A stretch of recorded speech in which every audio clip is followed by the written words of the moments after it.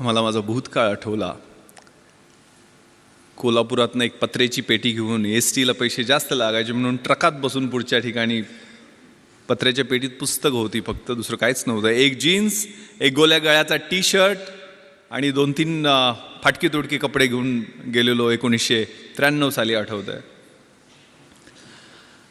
मनामध्ये स्वप्न होती, मोठी स्वप्न होती. पण तिथं गेलो त्यावेळेला परिस्थिती वेगळी होती. राहायची कुठंच मुंबईत सोय होत नव्हती. SIC ही IAS IPS अधिकारी बनवणारी पंढरी जी आहे ती चर्चगेट आणि VTच्या मध्ये आहे, की जिथं राहणं सर्वसामान्य माणसाला परवडतच नाही आहे. परंतु सुदैवानं आमदार निवास आहेत. तर कुलाब्याच्या समोर ते मॅजेस्टिक आमदार निवासमध्ये पेटी टाकली, पत्र्याची पेटी ठेवली. पण आपल्याला माहीत आहे सगळे कार्यकर्ते आमदार निवासमध्ये त्या कुलाबा कॉजवेवर काय काय खातात आणि संध्याकाळी कसले कसले वास सोडतात सांगू शकत नाही आहे. झोपच लागायची नाही. मग ते बाहेर पट्टे टाकून झोपण्याचा प्रयत्न केला, पण ढेकणं आणि पिसवा आणि मच्छर एवढे त्यांच्याशी स्पर्धा करत तिथं राहायला लागायचं. तिथनंच 2 मिनिटाच्या अंतरावर यशोधन, सुनीती, सुरुची IAS IPS अधिकाऱ्यांच्या क्वार्टर्स आहेत. जिथनं लाल दिव्याच्या गाडीतनं झगमगीत सुटाबुटातले अधिकारी उतरायचे, त्यांच्याकडे पाहत लांबून उभा राहून बघायचो. तिथंच सर्वंट क्वार्टर्स त्यांच्या अधिकाऱ्यांच्या सोयीसाठी, त्यांच्या सेवेसाठी जे सर्वंट्स असतात त्यांच्या 10 बाय 10च्या छोटे छोटे सर्वंट क्वार्टर्स आहेत. तिथं मी थोरात साहेबांचं, आदरणीय थोरात साहेबांचं स्वागत करतो आपल्याच कॅम्पसमध्ये.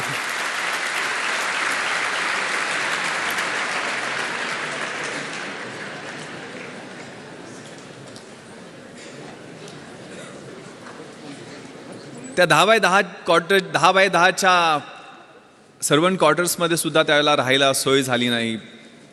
तिथनंच 2 मिनिटाच्या अंतरावरती CCI, बॉम्बे जिमखाना असे बड्या लोकांचे क्लब आहेत, की जिथनं तारेच्या कुंपणामधनं आतमध्ये पोरंही बड्या बापांची स्क्वॉश, टेनिस कसे खेळतायत ते वाटकूक बघण्याचा प्रयत्न करायचो, पण वॉचमनच्या शिव्या खायचो. तिथनंच 2 मिनिटाच्या अंतरावरती मेट्रो नावाचं थिएटर आहे, की जिथं मला आठवतं त्यावेळेला 1993-94ला शाहरुख खानचा कभी हा कभी ना हा सिनेमा रिलीज झालेला होता. आणि शाहरुख खानला बघण्यासाठी त्या बाउन्सरच्या शिव्या खात 2 तास उभा होतो. लांबून तो काहीतरी झलक त्याची दिसली, केस वाढलेले आणि आतमध्ये जाताना. 2 मिनिटाच्या अंतरावरती ताजमहाल हॉटेल आहे, की जिथं कधी स्वप्नही पाहिलं नाही की आपल्याला चहा प्यायला मिळू शकेल. कारण चहाची त्यावेळची किंमत 25 रुपये असायची आणि खिशानं कधी 10 रुपयाच्या वर राईस प्लेट खाण्याची परवानगीच दिली नव्हती. संध्याकाळच्या वेळेला त्या समुद्रकिनाऱ्यावरती सूर्यास्त होताना डोळ्यातनं अश्रू गळायचे. आपल्याला हे जमेल का? एवढं मोठं स्वप्न IAS IPS होण्याचं आपण घेऊन मुंबईला आलेलो आहे का? इथंच कुठंतरी त्या दिलाय रोडवरच्या कामगारांच्या रूममध्ये सगळे नातेवाईक तिथंच झोपायचे. एकानंतर एकाला एका बाजूला असे सगळे ओळीनं झोपलेले दिसायचे. तिथं झोपायला आणि काहीतरी काम करायला लागेल आयुष्यभरासाठी. फ्रस्ट्रेशन होतं, आगतिकता होत्या, मनात शंका होत्या, आत खूप सारे संघर्ष होते. पण एक खूप छान सुरेश भटांची कविता आहे. विझलो जरी आज मी हा माझा अंत नाही, पेटेन पुन्हा नव्याने हे सामर्थ्य नाशवंत नाही.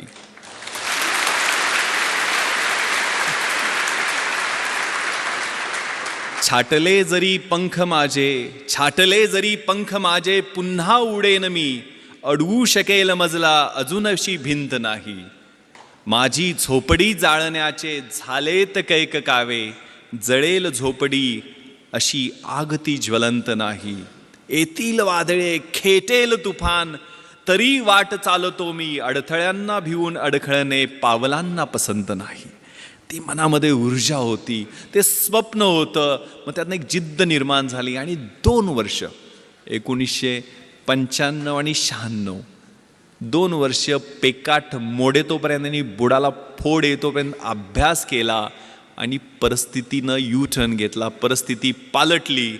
IPSमध्ये निवड झाली. मुंबईत डेप्टी कमिशनर ऑफ पोलीस म्हणून नेमणूक झाली. ज्या ठिकाणी 10 बाय 10च्या सर्वंट क्वार्टरमध्ये झोपायला जागा शोधत होतो त्याच ठिकाणी 2200 स्क्वेअर फीटचा आलिशान फ्लॅट मरीन ड्राईव्हवरती शासनानं राहायला दिला.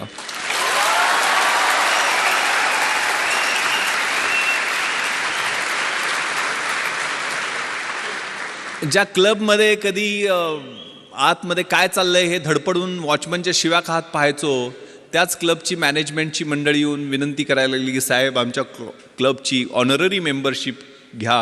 आणि त्याच क्लबमध्ये माझी मुलं मला स्क्वॉश आणि टेनिस खेळताना दिसायला लागली. ज्या थिएटरमध्ये धडपडून फिल्मस्टार बघायला प्रयत्न करायचो 2011ला पश्चिम मुंबईचा म्हणजे बँड्रापासून जुहूपर्यंतचा जो एलिट बॉलिवूडचा एरिया आहे त्या एरियाचा ॲडिशनल पोलीस कमिशनर झालो आणि तेच फिल्मस्टार 2-2 दिवस माझी अपॉइंटमेंट घेऊन भेटायला वाट पाहायला लागले.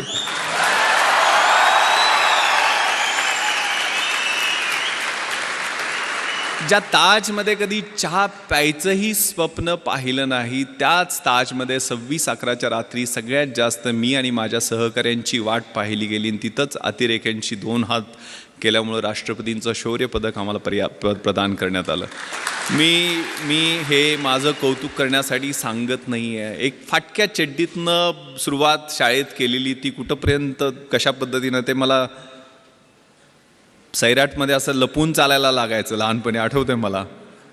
तर ती परिस्थिती कशी बदलू शकते त्यासाठी मनगटात किलिंग इन्स्टिंक्ट लाथ मारीन तिथं पाणी काढीन ही जिद्द हे तुमचं वय आहे.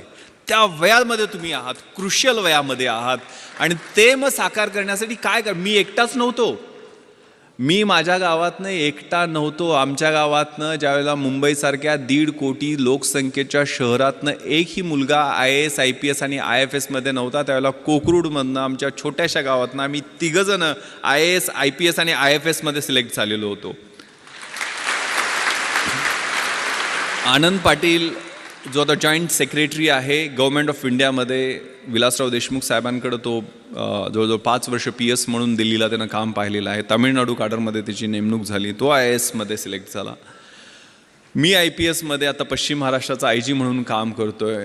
2 वर्षापूर्वी मी अमेरिकेला पोस्ट ब्लास्ट इन्व्हेस्टिगेशनचं ट्रेनिंग तिथल्या गव्हर्नमेंट ऑफ USAने आम्हाला बोलवलेलं होतं.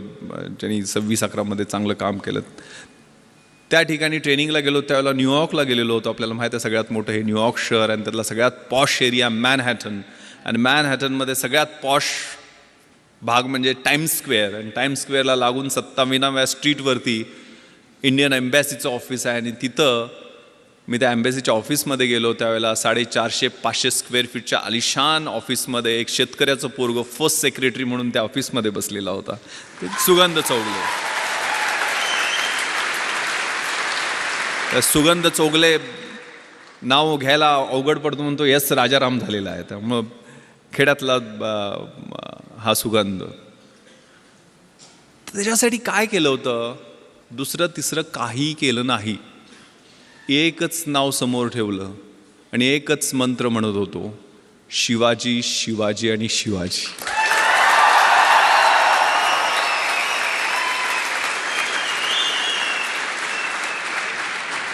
कुठेतरी व्हॉट्सअपवरती मला मेसेज आलेला होता की शिवाजी कुणाला म्हणायचं? जो 65 किलोची तलवार वागवतो त्याचं नाव वेसाजी. जो 2000 सैन्याशी एकटा झुंजतो त्याचं नाव बाजी. जो हात तुटला तरी शत्रूशी लढत राहतो त्याचं नाव तानाजी. जो 8 तासात घोडा दिल्लीवरून पुण्याला घेऊन येतो त्याचं नाव संताजी. जो शत्रूच्या छावणीत खुसतो आणि शत्रूच्या छावणीचा कळस कापून आणतो त्याचं नाव धनाजी. जो ढाण्या वाघाला एकटा सामोरे जातो आणि त्याला उभा फाडतो त्याचं नाव संभाजी. आणि या सगळ्यांना एकत्र घेऊन स्वराज्याचं नंदनवनाचं तोरण बांधतो त्याचं नाव शिवाजी. नुसत्या आरोळ्या नाही द्यायच्या, नुसत्या घोषणा नाही द्यायच्या. आतमधनं कणाकणामध्ये अगणित सूर्य शिवाजी नावाचे तयार झाले तर ऑटोमॅटिक हा देश महासत्ता जो काही डॉक्टर APJ अब्दुल कलाम सरांच्या नावानं राजवर्धननी काहीतरी एक स्पर्धा परीक्षा केंद्र बनवण्याचं ठरवलेलं आहे. त्यांच्या प्रॉपर्टीची list doctor APJ Abdul Kalam सरांच्या वाचत होतो मी. काय जाताना घेऊन गेले? ज्यांनी आम्हाला स्वप्न पाहायला शिकवलं. मंजिले उन्हीं को मिलती है जिनके सपनों में जान होती है. यूं ही पंख होने से कुछ नहीं होता, हौसलों से उडान होती है. तो हौसला, ती जिद्द, ती इच्छाशक्ती त्या कलाम सरांच्या प्रॉपर्टीच्या लिस्टमध्ये होतं. त्यांच्याकडे काय होतं? 3 ट्राउझर्स, 6 शर्ट, 2 सूट म्हणजे सूट कोट घालायचे, 2500 पुस्तकं, एक फ्लॅट होता, तो पण त्यांनी सायंटिस्टच्या ज्या कम्युनिटी आहेत त्यांना डोनेट केलेला होता. TV नाही, फ्रीज नाही, वॉशिंग मशीन नाही, काही नाही आहे, परंतु 125 कोटी भारतीयांचं प्रेम आणि मन जिंकून ते निघून गेलेलं होतं. त्यामुळे हा मंत्र शिवाजी शिवाजी शिवाजी का मी सांगतोय, कारण त्यांनी प्लॅन जो केला. What is planning? सगळं मॅनेजमेंट, सगळं काही शिकायचं असेल तर छत्रपती शिवरायांच्या चरित्रातनं शिकायला पाहिजे. What is planning? Deciding in advance what to do, when to do, how to do, who is suppose to do it. कसं करायचं, काय करायचं, केव्हा करायचं, त्याचं नियोजन कशा पद्धतीनं करायचं, याला प्लॅनिंग म्हणतात. आणि प्लॅनिंगसाठी आपल्या समोरचं चॅलेंज कोणतं आहे, आपल्या समोरचं आव्हान कोणतं आहे, आपला ॲडव्हर्सरी कोण आहे, आपला शत्रू कोण आहे, परीक्षा समोर धरा. परीक्षेला समोर धरलं आणि एक सून झू नावाचा चिनी युद्धशास्त्रज्ञ आहे, त्यानं खूप छान विश्लेषण, आर्ट ऑफ वॉर नावाचा 511 बिफोर क्राइस्ट त्यांनी ग्रंथ लिहिलेला आहे, त्याच्यात त्यांनी विश्लेषण केलेलं आहे. If you know yourself, युद्धशास्त्रातलं हे तत्व आहे जे आपल्या आयुष्यामध्ये तेवढंच लागू पडतं. If you know yourself and if you know your enemy, you need not worry about the result of 100 battles. तुम्हाला स्वतःबद्दल पूर्ण माहिती असेल आणि शत्रूबद्दल पूर्ण माहिती असेल तर 100च्या 100 युद्धामध्ये तुमचा विजय निश्चित आहे. पण माहिती कशा पद्धतीचं विश्लेषण, स्वॉट प्रिन्सिपल आपण वाचलेलं असतं. Strength, weaknesses, opportunities and threats. आपली बलस्थानं कोणती आहेत, आपली दुर्बल स्थानं कोणती आहेत, आपल्या समोरच्या संधी कोणत्या आहेत आणि आपल्या समोरचे धोके कोणते आहेत, याचं योग्य विश्लेषण स्वतःचं आणि शत्रूचं, म्हणजे परीक्षा असेल तर परीक्षेचं. सिलेबस कसा आहे, प्रश्नपत्रिका कशा येणार आहेत, गेल्या 10 वर्षातल्या कशा आहेत, पुढच्या कशा येऊ शकतील, सिलेबसमध्ये व्हॉट टू डू आणि व्हॉट नॉट टू डू, हे कशा पद्धतीनं करायचं ते तुम्ही ठरवता का, त्याच्यावर काम करता का, नियोजन करता का. आणि त्याच्यानंतर स्मार्ट पद्धतीने, what is smart? Specific, measurable, attainable, realistic and time bound. स्मार्टचं फुल फॉर्म आहे. तशा पद्धतीनं तुम्ही अभ्यासाचं नियोजन करता का, आणि मग तो स्मार्ट अभ्यास असेल तर तुम्हाला यश मिळण्याचं गुणोत्तर अधिक चांगलं होत जातं. If you know yourself and if you do not know about your enemy, after every victory gain you will suffer a defeat. जर तुम्हाला स्वतःबद्दल माहिती असेल पूर्णपणे, मात्र शत्रूबद्दल माहिती नसेल तर एका विजयानंतर तुम्हाला एक पराभव पचवावाच लागेल. जर तुम्हाला स्वतःबद्दलही माहिती नसेल आणि शत्रूबद्दलही माहिती नसेल तर you will suffer a defeat in every other battle. जर स्वतःबद्दल पण माहिती नसेल आणि शत्रूबद्दल माहिती नसेल तर आपल्याला मार खायला लागणार हे निश्चित आहे. त्यामुळे हे विश्लेषण आपल्यातल्या पॉझिटिव्ह, निगेटिव्ह, डिस्ट्रक्टिव्ह सगळ्या गोष्टींचं विश्लेषण व्यवस्थित करून आपल्याला मार्गक्रमण करायचं आहे. And this time is very very important. More you sweat during peace, less you bleed during war. हे युद्धशास्त्रातलं दुसरं महत्त्वाचं तत्व आहे की शांततेच्या काळात जास्त घाम गाळला तर युद्धाच्या काळामध्ये कमी रक्त सांडावं लागतं. तुमच्या हा कॉलेजचा काळ आहे, तो रचनात्मक काळ आहे. तुम्हाला कुणीही अडवलेलं नाही अभ्यास करायला, आणि अभ्यास करून कुणाच्या अंगाला भोकं पडलेत किंवा कोण मेलाय असं मी काय ऐकलेलं नाही आहे. त्यामुळे आई वडील आपले खूप खस्ता खाऊन आपल्याला इकडं अभ्यासासाठी पाठवतात. कारण माझ्या वडिलांनी अर्धा एकर शेती विकलेली होती, मला सांगितलं पण नाही. कधी त्यांनी मला एक पोस्टकार्ड लिहायचे, पोस्टकार्डवर त्यांची सही मोडीतली सही आहे. जुने पैलवान होते ते, 4थी शिकलेले. आईचं शिक्षण तर झालेलं नाही आहे, पण लिहिता वाचता तिनं नंतर शिकली थोडंफार वाचायला. पण वडील, मी दिल्लीला ज्यावेळेला UPSCची तयारी करायला इंटरव्ह्यूच्या वेळेला होतो, मुंबईमध्ये असायचो, त्यावेळेला पोस्टकार्ड लिहायचे. त्यांनी कधी टेन्शन देणाऱ्या गोष्टी लिहिल्या नाहीत, पण व्यवस्थित चाललंय आमची काही काळजी करू नको, तुला पैसे किती पाहिजेत, कसे पाठवून देऊ, जेवायला व्यवस्थित मिळतं का, वगैरे वगैरे विचारपूस करून शेवटी मात्र न चुकता एक ओळ ते लिहायचे. मला गावाकडे प्रेमानं भावड्या म्हणतात. भावड्या, माझे डोळे मिटायच्या आधी तुला लाल दिव्याच्या गाडीतनं आलेलं मला पाहायचं आहे. मग आग लागायची, कुठं कशी लागायची माहीत नाही, तर किडा पेटायचा. आपल्या त्या निरक्षर असो, अडाणी असो, पैलवान असो, पण माझ्या त्या बापाचं स्वप्न पूर्ण करण्यासाठी मी अभ्यास करणार. आणि मग तिथं कॉम्प्रोमाइज नाही. त्यामुळे प्लॅन केला तो. मग आनंद, मी, सुगंध एकत्र बसून आम्ही कॉलेजला असताना प्लॅन केला. तर तिघंजण एका खेड्यातली 1800 लोकवस्तीच्या गावातनी 3 पोरं प्लॅन करू शकतात. तर तुम्हाला तिथं इतकं चांगलं इन्फ्रास्ट्रक्चर आहे, पुस्तक आहे, मार्गदर्शक आहेत, सगळ्या गोष्टी उपलब्ध आहेत. एवढ्या सगळ्या गोष्टी असताना घोड्याला फक्त पाण्यापर्यंत आपण घेऊन जाऊ शकतो. त्याला पाणी प्यायचं की नाही हे आपण ठरवायचं आहे. त्यामुळे आपण सगळेजण निर्णय घ्यायचा आहे त्याच्या बाबतीत. त्यावेळेला तो प्लॅन केला. यश अपयश मिळत राहतं, असतं, त्रास होतो, पेन्स होतात, फ्रस्ट्रेशन येतं. जे मी तुम्हाला सांगितलं, मी मरीन ड्राईव्हवरती फिरायचो, पहिल्यांदा इंटरव्ह्यूतनं नापास झालो त्यावेळेला अजून फ्रस्ट्रेशनमध्ये गेलेलो होतो. 21व्या वर्षी मुलाखतीतनं परत आलेलो होतो. पण दुसऱ्याच वर्षी 3 पोस्टवर सिलेक्ट झालो, एक पण नाही आहे. मी पहिल्यांदा MPSCतनं सेल्स टॅक्स इन्स्पेक्टर झालो, नंतर डेप्युटी कलेक्टर झालो आणि IPS UPSCच्या एक्झाममधनं झालो. म्हणजे 12 परीक्षा मी सलग पास होत गेलो. 1996ला 1997ला ट्रेनिंगला गेलो. आता 20 वर्ष सर्व्हिसमध्ये होत आहेत. आता 43व्या वर्षी स्पेशल IGP म्हणून काम करतो. तर त्या कशा पद्धतीनं पास होत गेलो, त्याचं नियोजन कसं होतं, ते काय ऑटोमॅटिक आलं का लक बाय चान्स होता, किंवा आमच्या तिघांचं यश एकत्र कसं काय मिळालं, तर याला एक ट्रॅप होता.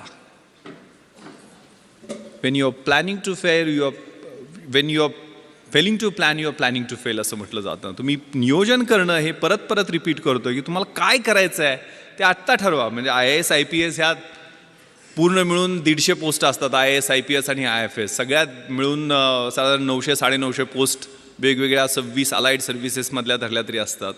त्या काय सगळी मिळून येणार नाही आहेत. पण तुम्हाला ज्या क्षेत्रामध्ये जायचं आहे त्याच्यात कशा पद्धतीनं गोल्स आहेत, त्याला कशा पद्धतीनं तयारी करावी लागेल. पुस्तकं मिळणं प्रॉब्लेम होता. कशी मिळवणार पुस्तकं. तर मी मोठ्या म्हणजे पश्चिम महाराष्ट्रात मी युद्ध पातळीवर प्रयत्न करून यावेळेला 33,000 गणपती मंडळांना DJ आणि डॉल्बी लावू दिले नाहीत. 100% आम्ही यश मिळवलं की डॉल्बी पूर्ण बंद गणपती मंडळ. कारण मी गणपतीच्या आशीर्वादानं IPSमध्ये सिलेक्शन झालं माझं. त्याचं रिझन मी सांगतो. गणपती मंडळात पैसे, मग आम्ही शेतकऱ्याच्या पोरांना पैसे कुठून मिळणार. इथल्यासारख्या चांगल्या कॉलेजमध्ये किंवा इन्फ्रास्ट्रक्चर असणाऱ्या कॉलेज, राजाराम कॉलेजमध्ये होतो, गव्हर्मेंट कॉलेज होतं. तिथं काय सिव्हिल सर्व्हिसेसची पुस्तकं तुम्हाला घरी मिळतील अशी परिस्थिती नव्हती. मग आम्ही मित्र बसलो. मग काय करायचं, यावेळेला गणपती मंडळात डॉल्बी आणायचं नाही, नटी नाचवायची नाही. दरवेळेला ती नटी नाचवण्यावर भांडणं आमच्या गावात व्हायची. मग ते कोल्हापूर भाग आहे ना, इकडे काय परिस्थिती वेगळी नाही आहे. मी नेवाशाला वगैरे जाऊन आलेलो आहे, सगळा परिसर पाहिलेला आहे तुमचा. सो एक गावे गणपती करण्याचा आम्ही निर्णय घेतला. आणि माहीत आहे पोलिसांना किती टेन्शन असते. इथे इन्स्पेक्टर ओमासे बसलेले आहेत. म्हणजे मी गणपती स्तोत्र पण त्यानंतर रोज म्हणायला लागलो. प्रणम्य शिरसा देवम गौरीपुत्रम विनायकम भक्तावासम स्मरणित्यम आयु कामार्थ सिद्धये विद्यार्थी लभते विद्या धनार्थी लभते धनम पुत्रार्थी लभते पुत्र मोक्षार्थी लभते गतिम. म्हणजे ज्या देवाच्या पूजनाने प्रत्येक शुभ कार्याची सुरुवात होते, जो विद्यार्थ्याला विद्या देतो, धन पाहिजे त्याला धन देतो, अपत्य पाहिजे त्याला अपत्य देतो, मोक्ष पाहिजे त्याला मोक्ष देतो, तो गणपती बाप्पा आम्हा पोलिसांना मात्र भरपूर टेन्शन देतो. कारण त्याच्याकडे असणारं अटेन्शन. मग ते अटेन्शन आम्ही बदललं. गावातनं पैसे जमा केले आणि व्याख्यानमाला घेतली. त्यावेळेला निर्मल कुमार फडकुले, शिवाजीराव भोसले असे व्याख्याते आणूनसुद्धा आमचे 44,000 रुपये शिल्लक राहिले. कारण सहकार चळवळ आमच्या भागात ही चांगल्या पद्धतीनं रुजलेली आहे. सगळ्या कारखान्यांनी सूतगिरण्यांनी चांगली मदत दिली होती. 7 का 8 हजार रुपये खर्च आले. 44,000 रुपये. मग करायचं काय याचं. तर गाववाल्यांनी वेगवेगळे प्रस्ताव दिले. कोणी म्हटलं तालीम बांधूयात, कोणी व्यायामशाळा करूयात, कोणी म्हटलं ॲम्ब्युलन्स गावात आणूया, त्याच्यासाठी अजून पैसे जमा करू. पण आम्ही प्रस्ताव दिला की हे पुस्तकासाठी पैसे आम्हाला द्या. आम्हाला काही कथा कादंबऱ्या नाटकं कविता असली पुस्तकं नको. तर आम्हाला MPSC UPSC bank recruitment, railway recruitment, army recruitment याच्यासाठी लागणारी स्पर्धा परीक्षेची पुस्तकं पाहिजे. ते वाघिणीचं दूध आम्हाला द्या, आम्ही तुम्हाला रिझल्ट दाखवू. गाववाल्यांनी नाही होय करत पुस्तक आणायला परवानगी दिली. 44,000 रुपये आम्हाला पुस्तकासाठी मिळाले. मी आणि माझे मित्र ती लिस्ट घेऊन पुण्याला गेलो. पुण्यामध्ये जेवढी जमतील तेवढी. त्यावेळेला NCERTची पुस्तकं कुठं मिळतात हे पण माहीत नव्हतं. NCERTची पुस्तक विमाननगरला कुठल्या तरी एका सेंट्रल स्कूलच्या तिथल्या लायब्ररीमध्ये मिळतात म्हटल्यानंतर तिथनं आम्ही जाऊन पुस्तकं आणली. म्हणजे हनुमान जशी संजीवनीसाठी अख्खा डोंगर घेऊन आलेला होता, तशी जेवढी मिळतील तेवढी NCERTच्या पुस्तकात ठराविकच लागतात पुस्तकं. या परीक्षेसाठी व्हॉट नॉट टू डू हे खूप महत्त्वाचं असतं. आणि ते नियोजन, कॉमन सेन्स, परीक्षेची तयारी, म्हणजे हे UPSCसाठी मी बोलत असलो तरी तुम्ही ह्या रेग्युलर गोष्टी तुमच्या रोजच्या जीवनामध्ये सवयी लावून घ्या. कारण अभ्यासाची शैली माझ्या अंगभूत मी करण्याचा प्रयत्न केला होता. मी मोटरसायकलचा नंबर दिसला तरी त्या 786 असेल तर 786 झाली. जगाच्या इतिहासात काय झालं, महाराष्ट्राच्या इतिहासात काय झालं, भारताच्या इतिहासात काय झालं ते आठवायचा प्रयत्न करायचो. डायरी प्रत्येक पानावर माझ्या छोटी डायरी होती त्या ठोकळ्यात, कारण मी इतिहासच माझा ऑप्शनल सब्जेक्ट होता. मी कुठलेही म्हणजे CSR एक माझ्याकडे असायचं नेहमी, जे नेहमी जाताना कुठेही वाचायचो. मी अगदी ॲन्युअल ट्रेनिंग कॅम्पला रुकडीला गेलेलो होतो कोल्हापूरच्या जवळ. 5 महाराष्ट्र बटालियन NCCC सर्टिफिकेट मी केलेलं आहे. शेवटच्या वर्षी ज्यावेळेला कॅम्प होता त्यावेळेला CSR घेऊन गेलेलो होतो आणि तिथं मग वक्तृत्व स्पर्धा जाहीर झाल्या, इलोक्युशन कॉम्पिटिशन. मग त्याच्यात मी पार्टिसिपेशन केलं. इंग्लिश आणि हिंदीच, NCC असल्यामुळे 2च ऑप्शन होते. हिंदी काय जमायचं नाही, इंग्लिश पाठांतर खूप चांगलं होतं पण अर्थ काही कळायचे नाही. एक CSRचं मॅगझिन होतं माझ्याकडे आणि त्यात नॅशनल इंटिग्रेशनचा निबंध होता. इकडेही विषय नॅशनल इंटिग्रेशन, पण तो निबंध देशात पहिला आलेल्या मुलाचा होता आणि तो निबंध मी काहीही कळत नसताना जसाच्या तसा पाठ केला आणि मी पहिला नंबर काढला. म्हणजे अजूनही मला तो निबंध आठवतोय. नॅशनल इंटिग्रेशनवरती जो होता, the strength of the nation lies not in its loud claims and mouth watering directive principles of the state policy but in the spirit of service and that of the complete dedication of one's both body and soul to the cause of unity and integrity of the nation. आता महत्त्वाचं सांगतो, मी deputy collector उपजिल्हाधिकारी म्हणून जे selection झालं त्यावेळेला मला फक्त इंग्रजीमध्ये 100 पैकी 92 मार्क मिळाले होते म्हणून झालेलं होतं. हे 92 मी मराठी माध्यमाचा, माझं ॲव्हरेज इंग्लिश होतं, पण माझं ग्रामर आणि रायटिंगमधलं इंग्लिश बोलताना मी UPSCची मुलाखतसुद्धा मी मराठीतून दिलेली आहे. पण तिथं मी काय केलं, मी पेपर फोडला नव्हता. 92 मार्क मला कसे पडले, कारण त्यावेळेला 40 मार्काला एसे असतो.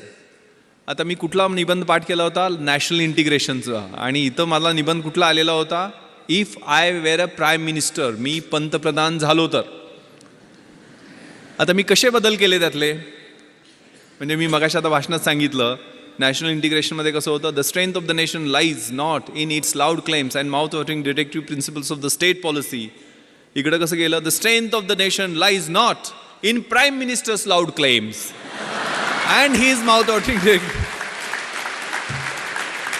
पुढं असं होतं, however with every salute and cheers to our grand and mighty past we cannot but admit that our present is afflicting, sometimes it is horrifying, sometimes frustrating.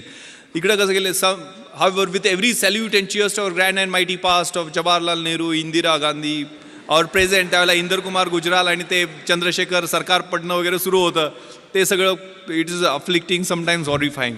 असे व्यवस्थितपणे फिलिंग द ब्लँक्स केले आणि व्यवस्थितपणे पेपर तो लिहिला आणि 92 mark मिळाले आणि मी डेप्युटी कलेक्टर होऊ शकलो. हा प्रयोग माझ्या मित्रानं केला आणि त्याला 37 मार्क फक्त पडले. त्यामुळं हा प्रत्येकाचा इंडिव्हिज्युअल अप्रोच असतो, प्रत्येकाच्या अभ्यासाची शैली ही वेगळी असते. माझी दुसरं कारण, मी डेप्युटी कलेक्टर होण्याचं माझा समाजशास्त्र विषय मी घेतलेला होता. कधी घेतला, ज्यावेळेला MPSC प्रिलिम्सचा रिझल्ट लागला आणि मी पास झालो आहे आणि 1.5 महिन्यांनी MPSCची मुख्य परीक्षा आहे हे माहीत झाल्यानंतर मी समाजशास्त्र विषय घेतला. कारण मराठी लिटरेचर माझा दुसरा ऑप्शनल सब्जेक्ट UPSCच्या अभ्यासासाठी, IAS IPSच्या तयारीसाठी मराठी साहित्य होता. पण MPSCमध्ये मराठी साहित्याचा चांगला स्कोअर होत नाही आहे, त्यामुळे मला माझ्या मित्रांनी सांगितलं की तो विषय घेऊ नको. मग मी समाजशास्त्र विषय घेतला. समाजशास्त्राचं, सोशॉलॉजीचं स्पेलिंग सोडून मला काहीही माहीत नव्हतं. मी बाजारात गेलो, सगळ्यात छोटं पुस्तक असेल ते निवडलं आणि ते 175 पानाचं पुस्तक घेऊन आलो. आणि माझा एक मित्र संजय देशमुख, जो MPhil इन सोशॉलॉजी झालेला होता, त्याला म्हटलं मला जरा मार्गदर्शन कर रे, माझं 7 दिवस मी देऊ शकतो या विषयाला, मला समाजशास्त्र विषयात चांगले मार्क्स पाडायचे आहेत. तोही मेन्सला होता. तो 3 ठोकळे त्यानं मोठे मोठे काढले आणि जवळजवळ 350-400 डेफिनेशन्स इंग्लिशमध्ये त्याला पाठ होत्या. आणि असं टेन्शन दिलं की म्हटलं आता आपण गळ्यात दगड बांधलेला आहे आणि उडी मारलेली आहे आणि 100% बुडणार. मात्र ते 7 दिवस त्या पुस्तकाबरोबर मी अभ्यास केला, म्हणजे रोमॅन्स केला, लिटरली कॉन्सेप्ट समजून घेतले.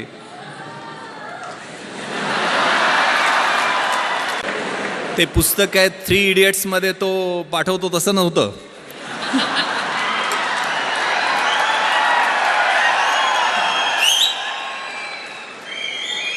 आणि तुम्हाला विश्वास बसणार नाही, माझं मार्कशीट तुम्हाला मी दाखवेल. ज्यावेळेला रिझल्ट लागला, जो MA इन सोशॉलॉजी होता संजय देशमुख, त्या माझ्या मित्राला 200 पैकी 80 मार्क पडले, म्हणजे 40% मार्क मिळाले. त्या ठिकाणी 8 दिवस रोमॅन्स करून 8 दिवसच अभ्यास करून मला 200 पैकी 160 म्हणजे 80% मार्क मिळाले.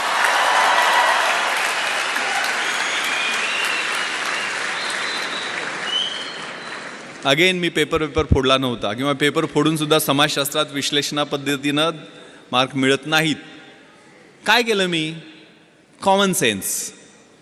रोजच्या जीवनशैलीमध्ये आपलं जे निरीक्षण असतं, आपलं ऑब्झर्वेशन असतं, ते खूप महत्त्वाचं आहे. प्रश्न काय होता समाजशास्त्रात? बलुतेदारी सिस्टमबद्दल प्रश्न होता. तर बलुतेदारी सिस्टम मला पुस्तकात वाचायची गरज काय आहे? माझा खेड्यात जन्म झाला आहे, ते 12 बलुतेदार 18 बलुतेदार, तो शेतकरी, त्यांच्यात असणारी बार्टर सिस्टम, रोजचं ऑब्झर्वेशन आहे.